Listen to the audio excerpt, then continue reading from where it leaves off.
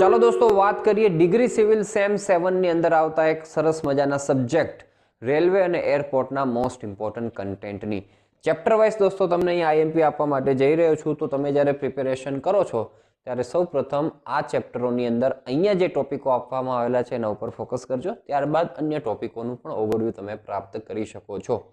Chapter number 1 ની અંદર recent developments in Indian railways પૂછાયું નથી પણ ગમે ત્યારે પૂછી શકે છે. ઇમ્પોર્ટન્સ ઓફ રેલવેઝ એમાં સોશિયલ અને ઇકોનોમિક એડવાન્ટેજ રિસેન્ટલી પૂછાયેલું છે. કમ્પેરિઝન દોસ્તો એ પણ હમણાં પૂછાયેલું છે. સ્ટ્રેન્થ અને વીકનેસ ઓફ ઇન્ડિયન રેલવે એ પણ ક્વેશ્ચન અત્યારે પૂછાયેલો છે, એટલે એડવાન્ટેજ અને ડિસએડવાન્ટેજ જ આપણે લખવાના થાય. ચલો એના પછી દોસ્તો આપણે આગળ વધીએ. ચેપ્ટર 2 માં રેલવે ગેજ એના factors affecting uniformity of gauge, એના એડવાન્ટેજ, લોડિંગ ગેજ અને કન્સ્ટ્રક્શન ગેજ આટલું તૈયાર કરાય. ચેપ્ટર 3 માં basic requirements of an ideal alignment, selection of good alignment અને માઉન્ટેન રેલવે તૈયાર કરો. એના પછી ચેપ્ટર 4 માં components of railway track, requirements of an ideal permanent way most IMP છે, ખાસ તૈયાર કરજો. એનો ક્રોસ સેક્શન પણ આઈએમપી છે. સ્ટ્રેસીસ ઇન રેલ દોસ્તો હમણાં ક્વેશ્ચન એક પૂછાઈ ગયેલો છે. અને કોનિંગ ઓફ વ્હીલ તો એવરગ્રીન મોસ્ટ આઈએમપી છે જ, ટ્રાન્સપોર્ટેશન એન્જિનિયરિંગથી ભણતા આવ્યા છીએ. ચેપ્ટર નંબર 5 માં function of rail, types of rail, creep of rail, એમાં થિયરીઝ અને એના કોઝિસ તૈયાર કરજો. ઇફેક્ટ ઓફ ક્રીપ, પછી વિયર ઓફ રેલ્સ દોસ્તો એમાં ક્લાસિફિકેશન આપવામાં આવેલું છે અને વિયરના કોઝિસ આપવામાં આવેલા છે, એ તૈયાર કરાય. હમણાં લેટેસ્ટ પેપરની અંદર આ ક્વેશ્ચન બનેલો છે. સ્લીપરમાં વાત કરીએ તો એના ટાઈપ્સમાં પછી ખાસા નામ આપીને પૂછે છે. કાસ્ટ આયર્ન સ્લીપર, પછી કોન્ક્રીટ સ્લીપરને પણ નામ આપીને પૂછે છે. એના એડવાન્ટેજ, ડિસએડવાન્ટેજ તૈયાર કરો અને એની અંદર પ્રી સ્ટ્રેસ્ડ કોન્ક્રીટ વાળું સ્લીપર તૈયાર કરો. સ્લીપર ડેન્સિટીનો કન્સેપ્ટ સમજી લો. એક્ઝામ્પલ 1 અને 2 બહુ બેઝિક ન્યુમેરિકલ્સ છે, ખાસ તૈયાર કરો. કમ્પેરિઝનની અંદર ડિફરન્ટ ટાઈપ્સ ઓફ સ્લીપર્સ આપણે તૈયાર કરી જવાય. એ પણ હજુ પૂછાયું નથી પણ ગમે ત્યારે પૂછી શકે. બલાસ્ટના ફંક્શન અને requirements of good ballast. Chapter number 8 માં ઇમ્પોર્ટન્ટ ફિટિંગ્સ એન્ડ ફાસ્ટનિંગ, બધાના નામ આવડવા જોઈએ. અને આ છેલ્લો ટોપિક છે ને દોસ્તો, એ બધાના ફંક્શન્સ આવડવા જોઈએ. આ તો ખાસ તૈયાર કરજો, તમને એમાંથી 2-4 નામ આપીને પૂછી શકે છે. પછી ફિશ પ્લેટ પણ મોસ્ટ આઈએમપી છે, ખાસ તૈયાર કરજો. એમાં ખાસ એના રિક્વાયરમેન્ટ્સ, એની સ્કેચ. ટાઈપ્સ ઓફ સ્પાઇક્સમાં ડોગ સ્પાઇક્સ, ચેર હજુ પૂછાયું નથી, ગમે ત્યારે પૂછી શકે એ રીતનું છે.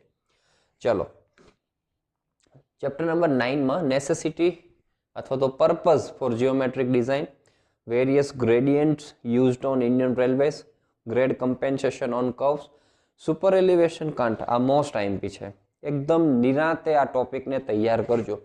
સુપર એલિવેશનના ઓબ્જેક્ટિવ્સ, બરાબર, પછી ઇક્વિલિબ્રિયમ કાન્ટ ડેફિશિયન્સી, પછી સુપર એલિવેશનનું આખું ઇક્વેશન ડિરાઈવ કરીને આપવામાં આવેલું છે, તો એ પણ તૈયાર કરજો. નેગેટિવ સુપર એલિવેશન અને પછી એના એક્ઝામ્પલ્સ છે 2, 3, 4, 6 એક્ઝામ્પલ્સ આના પૂછાતા હોય છે, તો ખાસ આપણે તૈયાર કરીએ.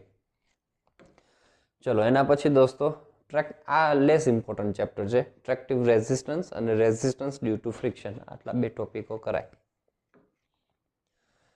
પછી આ સારું ચેપ્ટર છે પાછું, functions of points and crossing, ટર્નઆઉટની સ્કેચ છે જે લેફ્ટ હેન્ડ ટર્નઆઉટ દોસ્તો મોસ્ટ આઈએમપી છે. એના કમ્પોનન્ટ્સના નામ પણ આવડવા જોઈએ. ટાઈપ્સ ઓફ સ્વિચીસ હમણાં પૂછાયેલો ક્વેશ્ચન. ક્રોસિંગ દોસ્તો એની definition, components, characteristics of good crossing એ હમણાં પૂછાયેલો ક્વેશ્ચન છે. ટાઈપ્સ એના તૈયાર કરો, બધા ન કરો તો અમુક તૈયાર કરી જવાય આપણે. ટ્રેક જંકશન, એમાં cross over, scissor crossing, diamond crossing.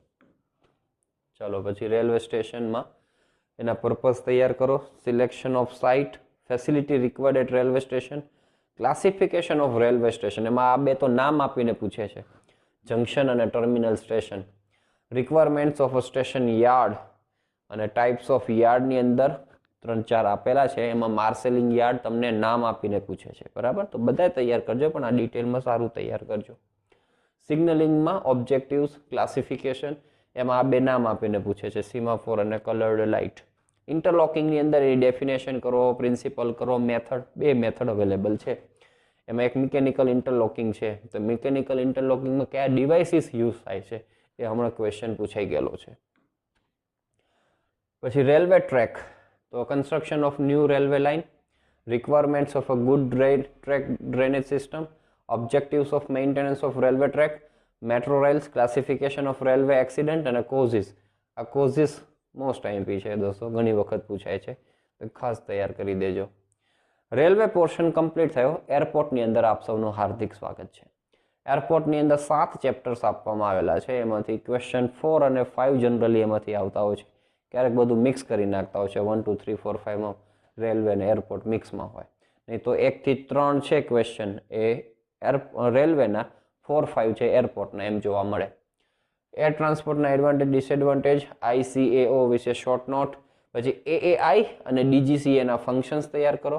ICAO પ્રમાણે ક્લાસિફિકેશન તૈયાર કરો એરપોર્ટનું. કમ્પોનન્ટ પાર્ટ્સ ઓફ એરોપ્લેન દોસ્તો, સ્કેચ અને એના પાર્ટ્સ બધા, અને એરક્રાફ્ટ કેરેક્ટરિસ્ટિક્સ બધી એનલિસ્ટ કરતા આવડવી જોઈએ. એમાં દોસ્તો ફિગર હમણાં તમને પૂછેલી હતી, જેમાં એરક્રાફ્ટની લેન્થ, હાઇટ અને વિંગ સ્પાન બતાવતી હોય એવી 3 સ્કેચ તમને આપેલી જ છે, તો એ ખાસ તૈયાર કરો. અને મિનિમમ ટર્નિંગ રેડિયસ છે દોસ્તો, એ પણ ખાસ તૈયાર કરજો.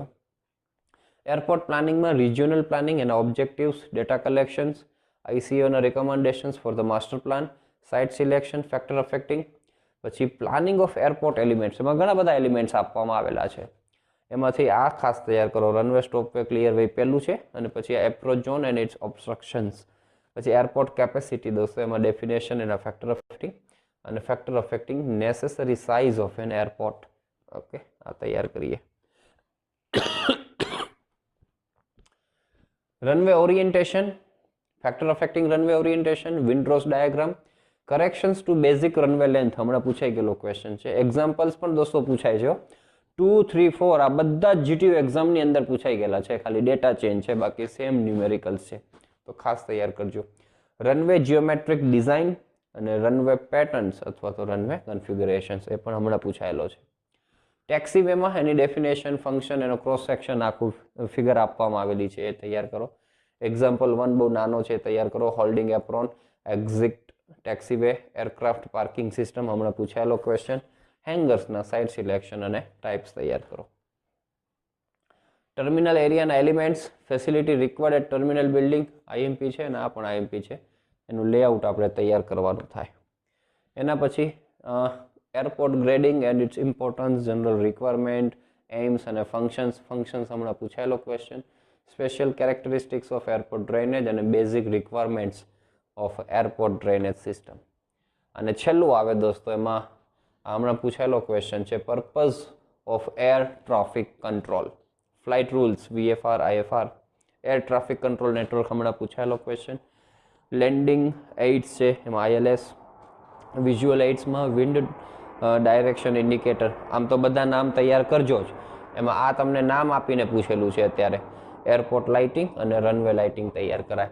તો આટલું તમે તૈયાર કરો એટલે તમારું દોસ્તો રેલવે એરપોર્ટનું કામકાજ સારું થઈ ગયું કહેવાય.